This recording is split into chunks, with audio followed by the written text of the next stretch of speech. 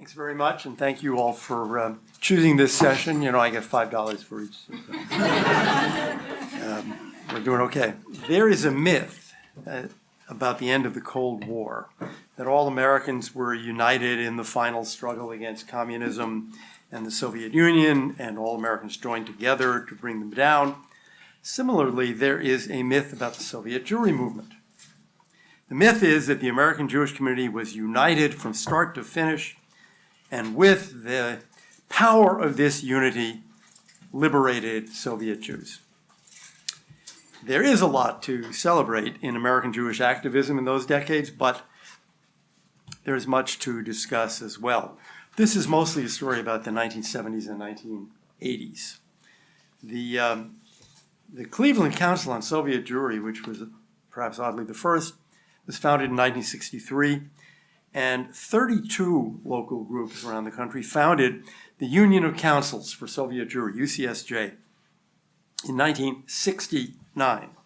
The first World Conference on Soviet Jewry was held in 1971. The same year, the National Conference on Soviet Jewry, NCSJ, was formed. Senator Jackson first proposed linking trade benefits and freedom of immigration in October 1972. The Jackson Amendment became law in 1975. Anatoly Sharansky, as he was then known, was arrested in March 1977, and after serving 9 years in the Gulag, arrived in Israel in 1986. The largest demonstration ever held on a Jewish issue in this country was called Freedom Sunday, the Freedom Sunday March on Washington. December 1987, 250,000 Jews rallied.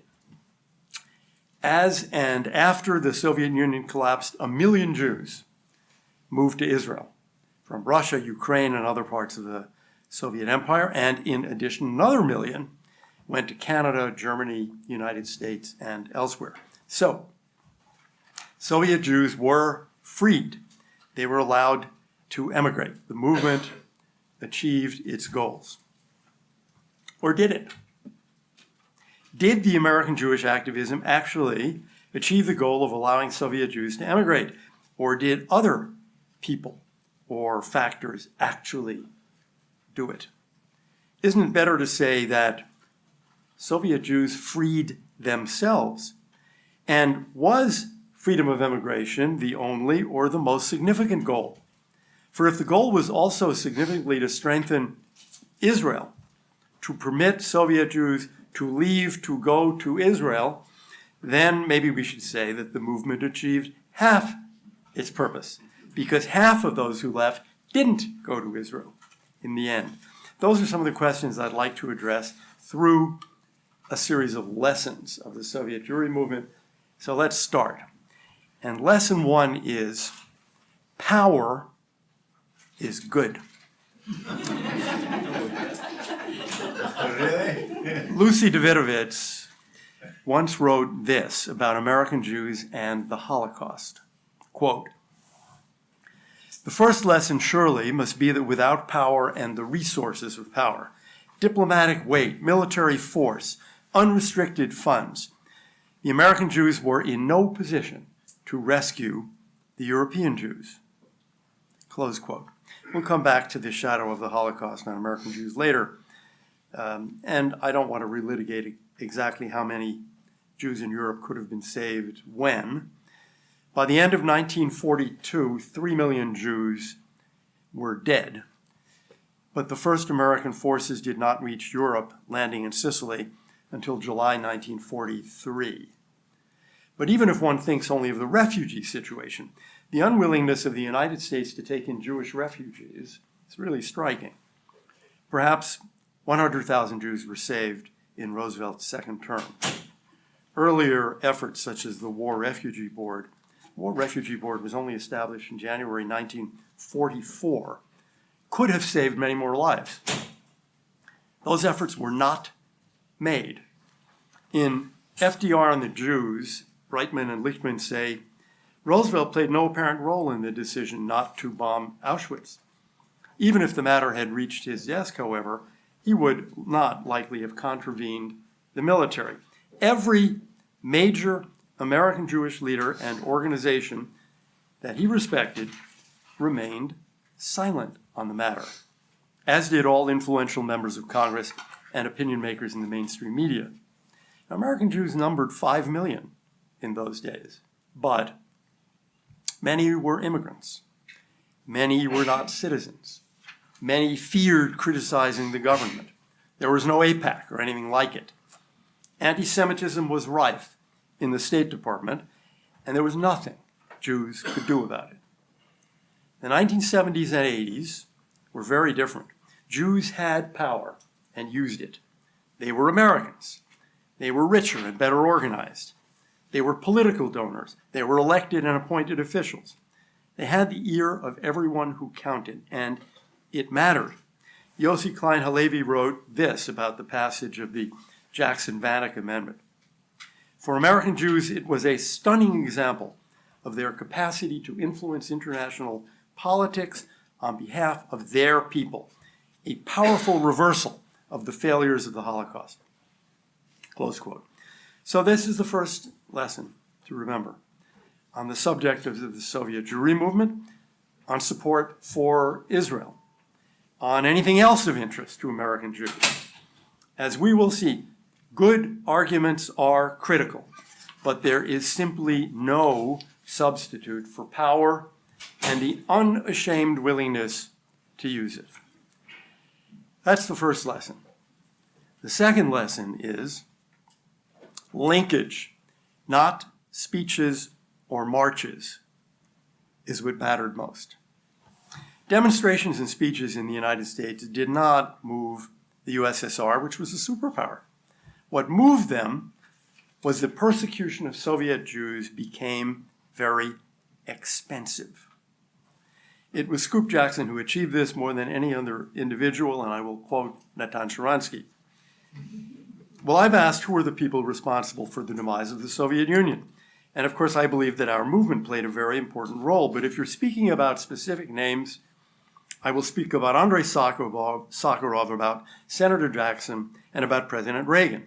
The contribution of Senator Jackson was in the fact that he was the first who made the direct linkage between freedom of immigration and very important economic interests of the Soviet Union.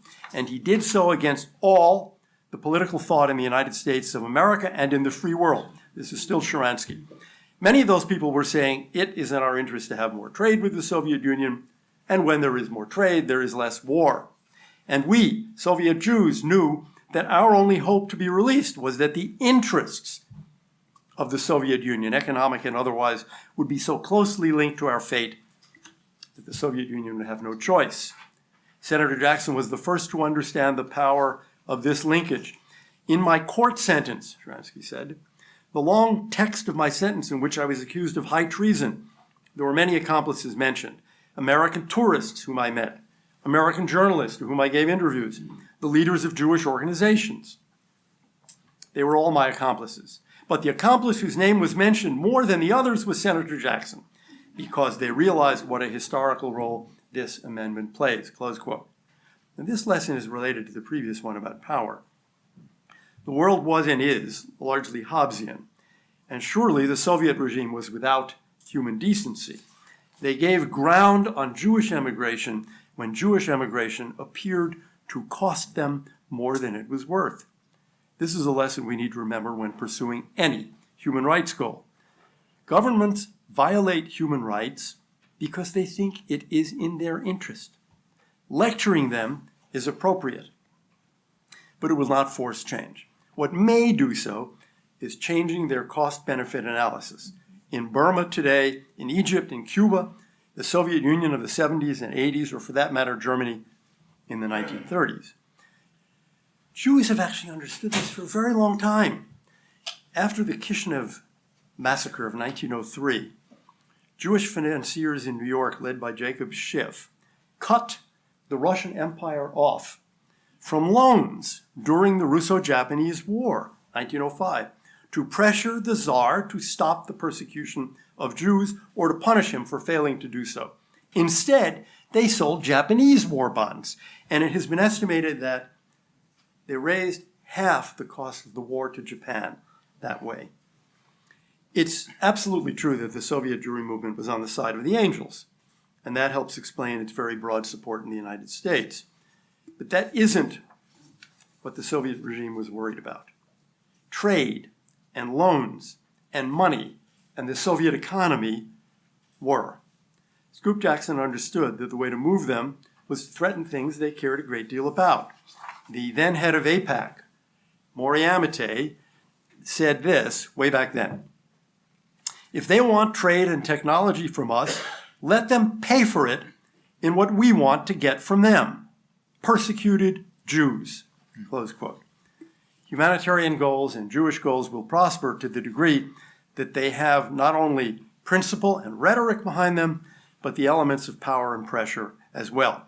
That means linkage of human rights goals to policies that are concrete and tangible. Third lesson: human beings and the cause of human rights are real and powerful. Realpolitik is just a theory. The Soviet Jewry movement was intensely focused on people. One of its most brilliant insights was to be sure the movement was about specific named individuals. Named, not just abstract principles. Douglas Kahn wrote in his book, A Second Exodus, that, quote, there was a clear recognition that it would be easier to engage American Jewish activists and to press the Soviet government by focusing on individual cases, even when there were more than 20,000 refusnik families. The thrust of advocacy was on a personalized approach.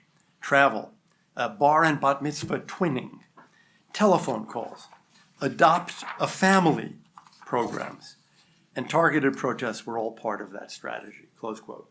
Names like Anatoly Sharansky, Ida Nudel, Yuli Edelstein, Vladimir Slepak became widely known here.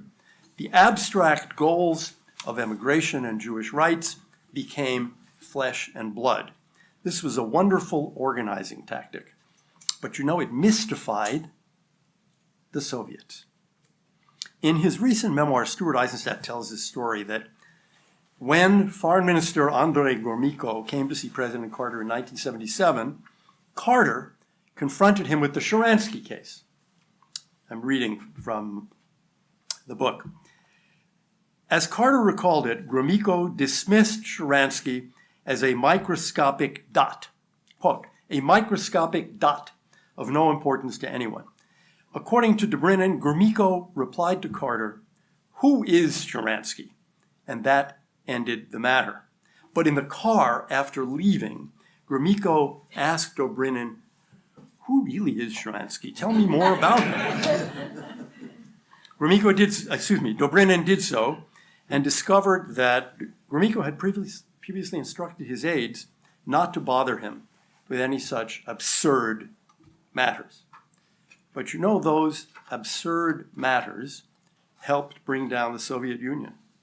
One of the great battles in the Soviet Jewry movement was the narrow or broad issue. Was the goal respect for human rights in the Soviet Union, or was it just to get the Jews out? Might the one goal undermine the other? The Israeli government thought so, and was not very keen on this guy, Anatoly Sharansky, who was the bridge between the two movements, the human rights movement and the Jewish immigration movement. And he insisted they must be linked. In fact, when Sharansky was arrested, the Israeli government urged that not too much fuss be made over him. Israeli officials at one point advised Avital to move to Israel alone, find someone else. But Sharansky had a clear view of the need to link the Soviet Jewry and the broader human rights movements. And so did the leader of the human rights movement, Andrei Sakharov. There was a very key moment in 1973 in the struggle over the Jackson Amendment when many people in Congress and many Jewish leaders were wavering. And at that moment, Sakharov wrote an open letter to Congress. Kissinger and Nixon were arguing détente and world peace were simply more important than the Soviet Jews. So, by the way, did Jimmy Carter. Carter said, quote, "I do not want to resurrect the Cold War over Soviet Jewry. As you may know, there are some Nixon and Kissinger quotes that are far, far worse than that. But if you put those sometimes unforgivable quotes aside, they were making a serious argument. It was world peace and détente and trust and agreements versus the Soviet Jews. And that view had support among Jews. Nachum Goldman, the head of the World Jewish Congress, said at that time, quote, "Jews make a big mistake by treating the USSR as if it were some minor country. Jews have no sense of proportion, and they readily launch forth into clumsy condemnations of the second greatest power in the world." Close quote. But let me read you a few lines of what Sakharov wrote to Congress. The amendment, the Jackson Amendment, does not represent interference in the internal affairs of socialist countries, but simply a defense of international law, without which there cannot be mutual trust. Adoption of the amendment, therefore, cannot be a threat to Soviet-American relations. All the more, it would not imperil détente. The abandonment of a policy of principle would be a betrayal of the thousands of Jews and non-Jews who want to emigrate, of the hundreds in camps and mental hospitals, of the victims of the Berlin Wall. Such a denial would lead to stronger repressions on ideological grounds. It would be tantamount to a total capitulation of democratic principles in the face of blackmail, deceit, and violence. The consequences of such a capitulation for international confidence, détente, and the entire future of mankind are difficult to predict. I hope that the Congress will support the Jackson Amendment. Well, that was the end. After that letter, no Jewish leader could possibly oppose the Jackson Amendment. So Sakharov was arguing here, true détente required action on human rights to create in Russia a decent regime with which the West could be at peace. Sharansky explained. Sakharov believed that the struggle of Jews for freedom of emigration was a very important step toward freedom in Russia in general. While Solzhenitsyn was saying it is a narrow Jewish interest, this freedom of emigration. Why should we be supporting the efforts of the free world to put everything on this issue? We have our own problems. The Russian people are deprived of freedom. We have to work for a change in regime. Solzhenitsyn. Sakharov agreed, this is Sharansky speaking, Sakharov agreed that it was important to change the regime, but he was saying, the moment that there will be freedom of emigration, everything will change. Because one of the main tools of keeping people in fear in the Soviet Union is that the Soviet Union is like a big prison, and people don't even dare think about leaving. The result is that they're fully dependent on the authorities. The moment Jews will help us to open the gates, all of life will change. And he was right, said Sharansky. So he was extremely supportive and extremely sympathetic. So the realpolitik approach failed. The first problem with realpolitik as a theory is that it is a theory of international relations that takes states as black boxes. It is uninterested in their internal affairs. But people live in those states and they act. For example, they risk their lives and their freedom to have the right to learn Hebrew or to emigrate to Israel. This is a key lesson of the Soviet Jewry movement. A reminder never to see Iran or China or Egypt or any place else as if the only real entity is a government or a regime or a dictator, rather than a nation consisting of millions of people. Second problem with realpolitik, we also learned from the Soviet Jewry movement, is it isn't very realistic. It excludes the domain of individual, principled, passionate action, or it sees such actions and movements as problems, as obstacles to the smooth working of interstate relations. The example I would give you from recent history, the Obama administration actually saw the protests in Iran in 2009 as a problem, as an obstacle to getting the JCPOA nuclear agreement that they wanted to negotiate. But smooth interstate relations are a means, not an end. It was not worth sacrificing the freedom of Soviet Jews to smooth détente. Freedom was more valuable. And in fact, as the Soviet Jewry movement and later Ronald Reagan proved, a freedom strategy was in the end more realistic as a matter of international politics. The Soviet Jewry movement weakened America's principal enemy when détente, the putative alternative policy, was strengthening it. So there are many lessons here then about what can happen when we stand for principle. The Soviet Jewry movement was not aimed at bringing the Soviet regime to an end, but it helped to do so. It was certainly a Zionist movement in its origins, all about being free to move to Israel. But who predicted there'd be a movement of 1 million Soviet Jews that would vastly strengthen the Jewish state, economically and demographically? It was courageous Soviet Jews who started the movement, but who predicted that it would also have a great impact on American Jewry? Yossi Klein Halevi wrote that saving Soviet Jewry meant retrieving not only the last great Jewry of Eastern Europe, but also the lost honor of American Jewry. The group's slogans focused on our determination not to repeat the Holocaust-era sin of silence. Slogans like, "This time we won't be silent," or "I am my brother's keeper."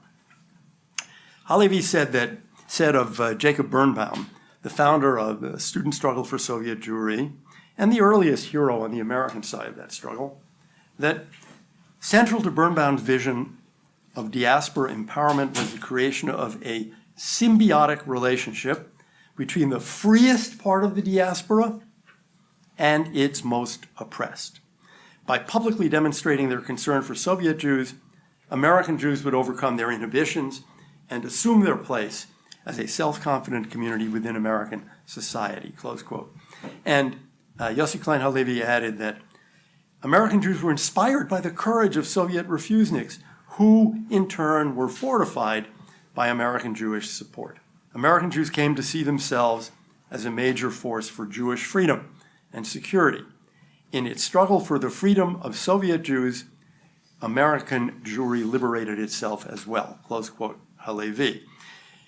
It's hard to measure how much that is correct, but suffice it to say that millions of American Jews worked together, if fractiously, and used all the power they had, very openly, to free Jews and to get their government to save and to free Jews. That had never happened before in this country. One more lesson here.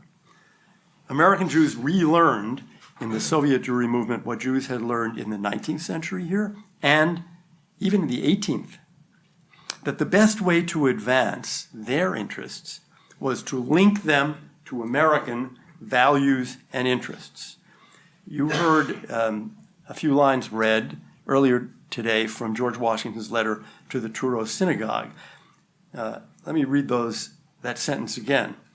"It is now no more that toleration is spoken of, as if it were the indulgence of one class of people that another enjoy the exercise of their inherent natural rights. For happily, the government of the United States, which gives to bigotry no sanction, to persecution no assistance, requires only that they who live under its protection should demean themselves as good citizens, in giving it on all occasions their effectual support," close quote. In Washington's words in that letter, there's nothing about Jewish rights. Jews can appeal to American principles and be protected by alignment with them. The debate with Kissinger and others was over precisely this. American Jews claimed that defending Soviet Jews did advance American interests, while Kissinger denied it. The movement was exactly correct in arguing not for the interests of Jews, but for American principles, exactly as Jackson did in his amendment, which backed general freedom of immigration as a basic human right. So the Soviet Jewry movement rightly presented itself not as just struggling for Jewish rights, but as working for the sort of human rights that all Americans believe in. The lesson is that that's the way to advance any human rights cause and any Jewish cause. Another lesson we learned from the Soviet Jewry movement: unity is overrated. The American Jewish community was legendarily united behind this cause, left to right, all denominations, all organizations. Everyone knows that just about every synagogue in America had some kind of Soviet Jewry sign on its front lawn. And many have wished we could attain that kind of unity today about Israel or anything else. It's a myth. There were plenty of divisions. The Union of Councils for Soviet Jewry and the National Conference for Soviet Jewry were often at each other's throats. In his History of the Movement, Stuart Altshuler writes of personal vendettas, and he says this: the petty turf battles, the territorial disputes, character assassinations, and threats coming from the National Conference leaders about the Union of Councils burdened the movement overall and prevented necessary cooperation at critical times. There were disagreements, close quote, there were disagreements about the role of Israel, particularism and universalism, Jews in Russia or human rights in Russia, activism versus, to use the old-fashioned term about intercession with leaders of the state by Jewish leaders, Stadtlanut, meaning did we go to the streets or did we go to see Kissinger? And the role of major community organizations versus newer non-establishment single-issue groups like the UCSJ. Was this disunity fatal? Again, I quote Sharansky. As one who was very actively involved in this connection, I was meeting practically every day with American Jews who were coming at the request of different organizations. And sometimes you had to send the same letter twice, because these organizations in New York, which are on the same street, will never share information between themselves. It was, after all, a Jewish movement. Jewish Americans were all also fighting with one another as we were fighting with one another in Moscow. So it was a normal solidarity struggle where everybody disagrees with everybody, but all together are working for one cause, close quote. Unity actually, I'd argue, would have been a straitjacket. As things were, some people met with Kissinger, others denounced him as a traitor. Some organizations had one issue to argue for, like the UCSJ. While the major Jewish organizations had cross-cutting interests and had to worry about many interests and goals. Relations with Israel, relations with major donors, relations with the US government, relations with each other, because they had a past and a future together. So the best outcome may actually have been what David Harris of the American Jewish Committee, who back then was Morris Abrams' assistant at the NCSJ, what David Harris described as a balagan. Balagan is a Russian word, by the way. Maybe the best definition is a mess, but let's not define it as a mess. Let's use a political science term. It's pluralism. The existence of many different perspectives was probably a secret of the movement's success. What was needed was activism, not unity. Sharansky actually evaluated this nostalgia we have for the unity of those days. He wrote, "Of course it was a great time. And a few years after I was released, when I was playing with my daughters in my yard, our neighbor, who made Aliyah from America some years before, looked to me playing with my daughters, and with a very nostalgic sigh, she said, 'Natan, it was such a great time when you were in prison.'"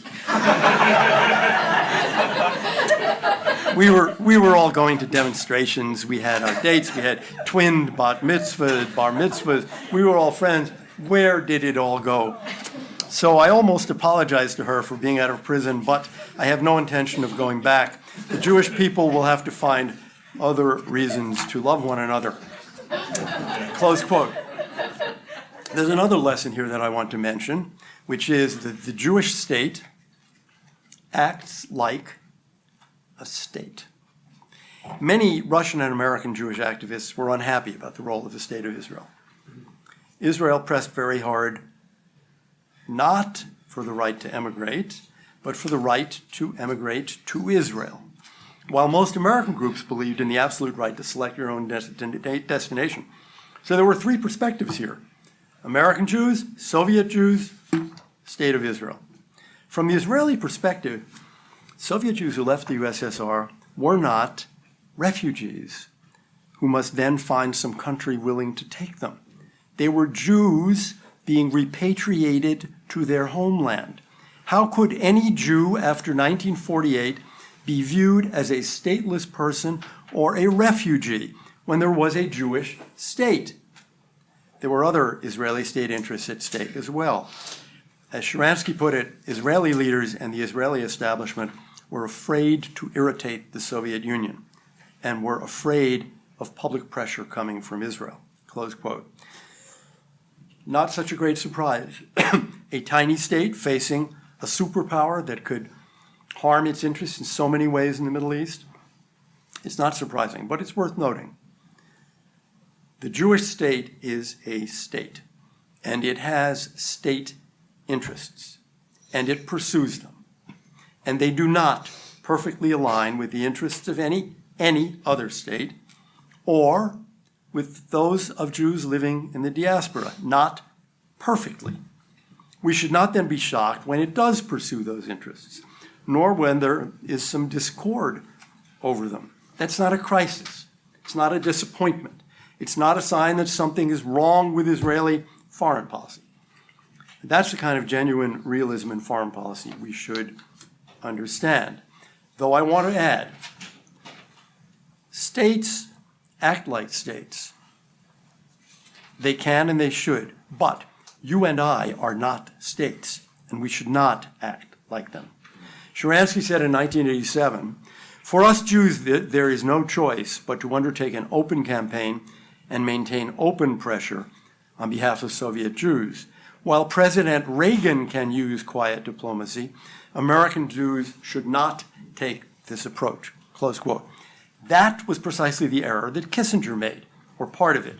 He seemed to think that because diplomacy might work for him, it was therefore also the way the Jewish community should act. That's wrong.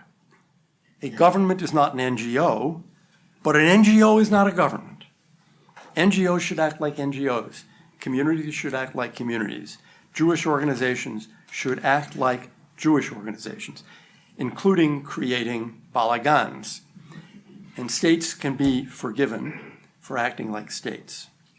A final lesson. One lesson we've discussed is that the top levels of the American government, Nixon and Kissinger, were something wrong about the Soviet Jewry movement. Like Gromyko in that quote, they thought their version of détente was just so much more important than the minor question of Soviet Jews. This top-bottom question is not anomalous. Here's a recent example of this phenomenon where experts, diplomats at the highest levels were wrong. The Taylor Force Act. That act, which was approved just this year, says the U.S. will cut off aid to the Palestinian Authority unless it stops paying rewards to terrorists.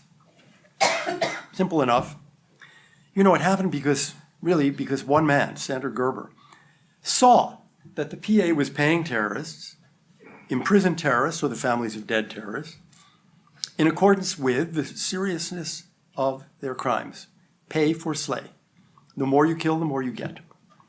Cutting off aid to the Palestinian Authority had not been U.S. policy or Israeli policy, nor did any major establishment Jewish organization in this country press for it. And then Gerber came along, and he said, you know, this is incomprehensible. It's got to stop. And at the beginning, he had just about zero support, but man by man, woman by woman, senator by senator, he persuaded people. The lesson, I think, is listen to people who know something. Listen to people who are directly involved. Altshuler in his history wrote, the conflict over strategy and tactics for the Soviet Jewry movement was not just a simple ideological or political disagreement. It also embraced the essential question as to who had the right and obligation to make the ultimate decisions on policy for American Jews and to represent those Jews to the Soviet government, the US government, Israel, and to Soviet Jews themselves. The UCSJ always listened not to other American organizations or leaders or to Israeli diplomats, but to Soviet Jewish activists. The Israeli government had its own ideas. Sharansky wrote, sometimes when I was one of those activists who were going on demonstrations, the message was coming, don't do it. We want quiet diplomacy. It's not, he wrote, it's not that they didn't want Aliyah, but they somehow naively hoped that maybe we will succeed to do it through quiet diplomacy, close quote. That is, they thought, the Israelis, the Israeli government, that quiet diplomacy would work better than confronting the mighty USSR. Well, they were wrong, and the refuseniks were right. Put another way, The best guide to action then was listening to the people who lived under Soviet tyranny, like Sakharov and Sharansky. There were an awful lot of people in the diaspora or in Israel who thought they knew better, but they did not know better. We ought to keep this in mind now when we offer advice to the Israelis, for example, about how they should live, what laws they should pass, what security risks they should take. The American Soviet Jewry movement, after all, was a support movement, supporting amazingly courageous Soviet citizens who had to set the pace and make most of the key decisions. So, a few seconds for a conclusion. Are there lessons from the Soviet Jewry movement for the American Jewish community today? Yes. To sum them up, they are: act to protect Jewish interests. Act using all the power you have. Act in accordance with principles you can explain to your fellow American citizens. Act even though total unity is not possible, but always remember to listen, not just to the experts, but above all to those Jews whose necks are on the line. It's that combination of energy, action, principle, and realism that worked and will work again. Thank you.